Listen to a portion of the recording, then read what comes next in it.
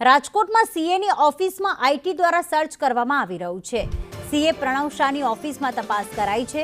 સન arcade કોમ્પ્લેક્સમાં આવેલી છે આ ઓફિસ, જેમાં બોગસ ડોનેશનને લઈને આઈટી દ્વારા તપાસ કરવામાં આવી રહી છે। બોગસ ડોનેશનમાં ટેક્સ ચોરી કરવાની પણ શંકા છે।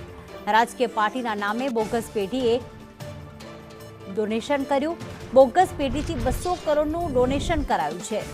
આઈટીની ટીમે દસ્તાવેજ સહિતની સામગ્રી જપ્ત કરી છે। મયુર અમારી સાથે જોડાઈ ગયા છે। મયુર, જે પ્રમાણે તપાસ કરવામાં આવી રહી છે ને જે 200 કરોડનું ડોનેશન કરવામાં આવ્યું છે બોગસ ઊભું કરીને, ત્યારે તપાસ કરવામાં આવી છે, તેમાં શું અન્ય કોઈ દસ્તાવેજો સામે આવ્યા છે ટેક્સ ચોરીને લઈને?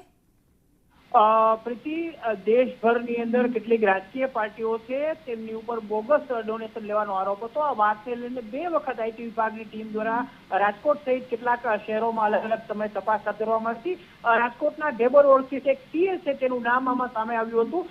પ્રણવ શાહની સન આર્કેડની અંદર ઓફિસ આવેલી છે અને છેલ્લા 3 દિવસથી પટણા આઈટી વિભાગ છે તેમના અધિકારીઓની કેટલીક ટીમ છે એ રાજકોટ આવી હતી ને તેમને તપાસ કરી હતી। એટલું જ નહીં, પરંતુ સીએ પાસેથી કેટલાક દસ્તાવેજો છે, પેનડ્રાઈવ છે સહિતની સામગ્રી છે એ પણ જપ્ત કરવામાં આવ્યું અને વિગતો પ્રકાશમાં આવી છે।